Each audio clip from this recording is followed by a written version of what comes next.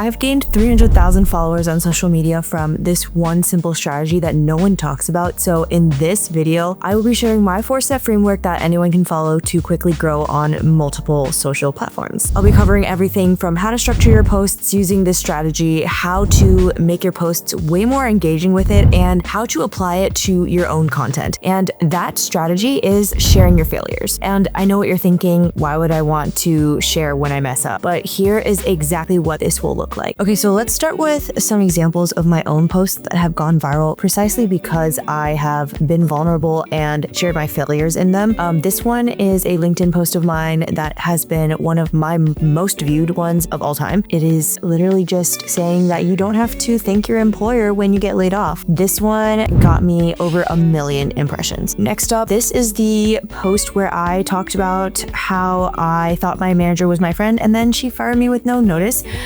Again, this is another one of my biggest bangers. It got 860,000 impressions, over 7,000 interactions. Switching gears to some of my Instagram post examples. Here I am literally just showing one of the most raw moments I've ever captured on camera where I was being let go from my last job. And this got me 74,000 likes. And let's take a look at the insights here. 1.6 million views, most of them coming from non-followers. All right, as another example, this is probably my second most viewed Instagram reel where I am sharing all of my failures since the age of 23. This got 106,000 likes and a total of almost 0.1 million views. Again, most of that coming from non-followers, so you know that it was pushed out to reels for non-followers to see and engage with. Okay, so this looks easy enough, right? Just pick a sob story, post it, and hope for the best. Well, not exactly. In the next 10 minutes, I'm going to show you the exact 4-step framework I used to turn every failure into viral content, including how to find the right failures worth sharing, how to structure these posts so people actually engage with them, and the specific psychological triggers that make people feel safe opening up about their own struggles. But before we go deeper, my biggest tip here is to not write off your own failures because those could end up becoming your next viral post. Most people just delete their failures or pretend they never happened. Successful creators document them because that's where the real, relatable content lives. So watch to the end because I'm going to walk you through creating one of those posts in real time. Okay, so for those of you who are skeptical of this approach or you think this sounds so counterintuitive, let me contrast this by showing you some of my winning posts, which are the opposite of failure posts, and I'll show you exactly why they did not perform. So this was my post that I made on Instagram celebrating when I crossed 100K followers on LinkedIn. I was super proud of that, and so I was like, hey, why not just document that pride and that happiness in the process that I went through to kind of like celebrate that milestone.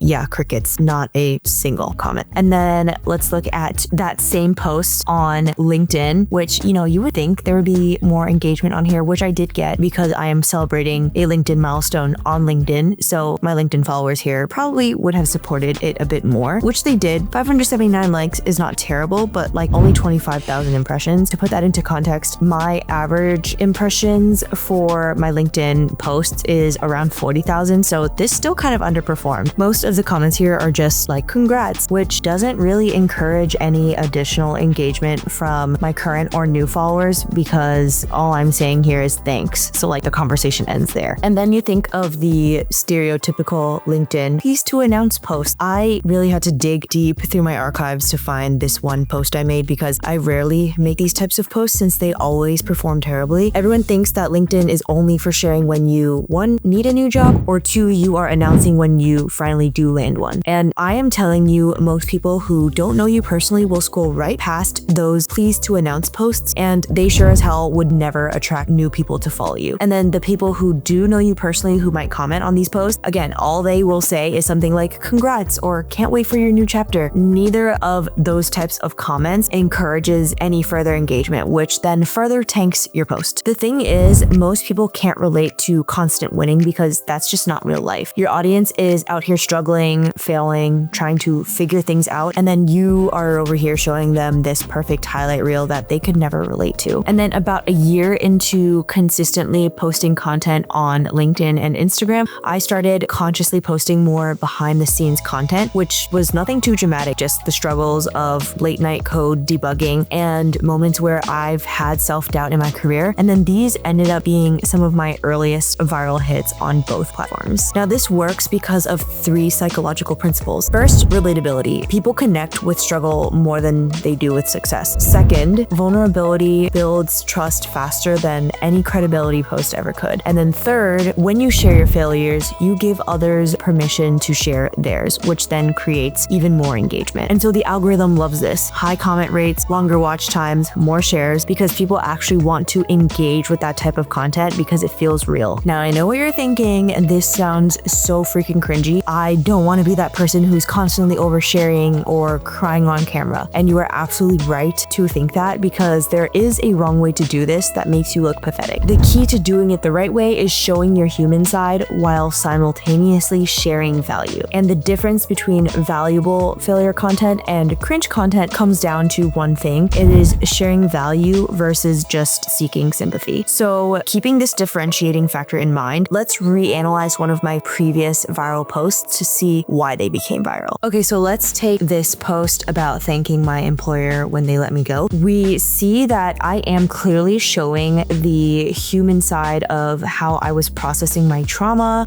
I felt used and like I was part of a transaction, but I don't just end that post at those human feelings. I end this post with a very actionable takeaway at the end, which is that if you feel all of these very human feelings, it is okay to burn some bridges in order to make new ones. And then let's take this other LinkedIn post about how I thought my boss was my friend.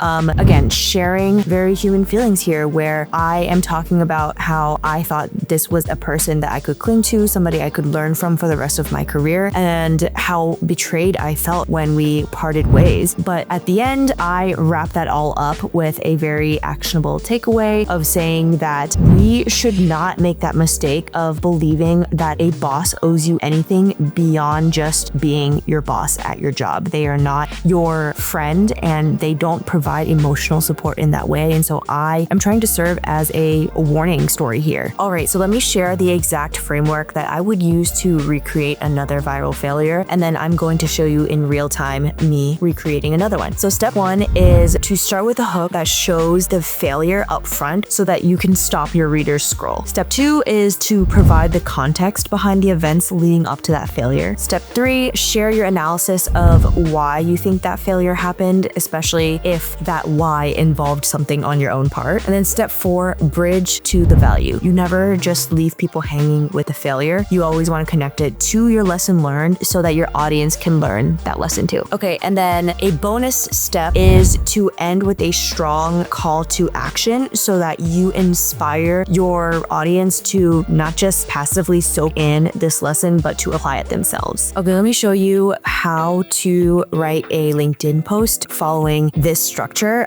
This can also be applied to writing a script for an Instagram video or a TikTok video. But for the sake of this demonstration, I'm just going to do it in LinkedIn. I'm going to start a post. Oh, and by the way, if you don't know where to start with LinkedIn, I will link my free LinkedIn mini course in the comments below so you know where to start with optimizing your profile for your job search. Okay, back to the topic at hand. I'm going to be talking about a story of how I was rejected from my dream job 5 different times over 3 years. So let's reframe this story in this 4-part structure. I'm going to first start with the hook where I am putting the failure up front. So something like, I applied to my dream job 5 times over 3 years and was rejected all 5 times. The last one ghosted me completely, and it was the best thing that ever happened to my career. So you see how we are contrasting this like very negative feeling of being rejected 5 times with something very unexpected, which was that it was the best thing to ever happen to my career. That contrast should stop the scroll and motivate the reader to hit see more and read the rest of the post. Now I'm going to go into providing the context behind how this failure happened. So I was obsessed with this company since college because it had everything I wanted.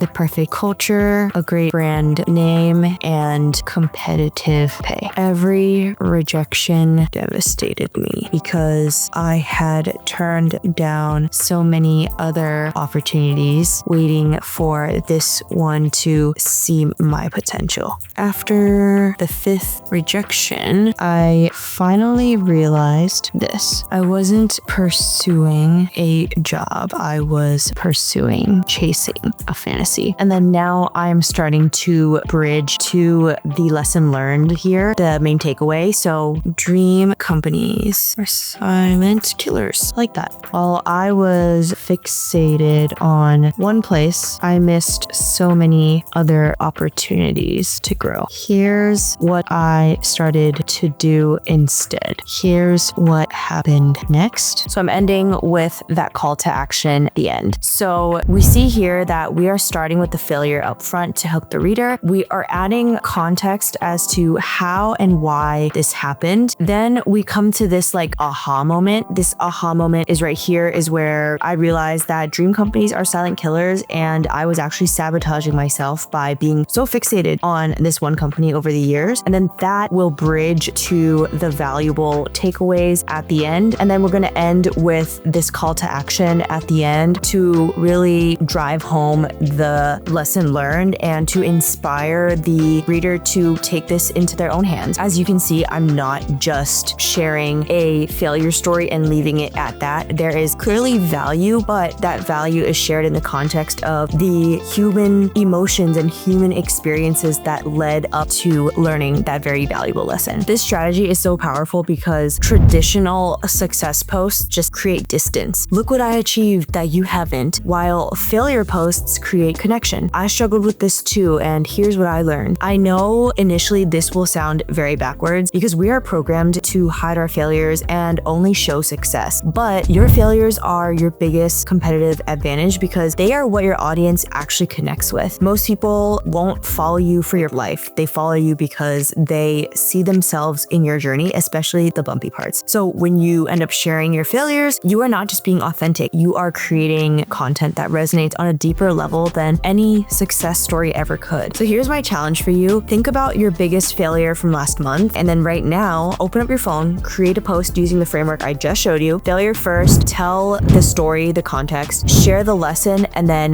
give them something actionable. Drive that home with a strong call to action. And then comment below what failure you are going to turn into content. I will try to read every comment and I will help you with that structure if you need it. And if this video opened your eyes to a completely different way of creating content, hopefully it did, make sure you hit that subscribe button because I really enjoy sharing these behind the scenes takes every week. I try not to portray myself as like some kind of guru behind like social media growth and career growth because I'm not, and I just want to share real strategies that work. So I will see you guys in the next video.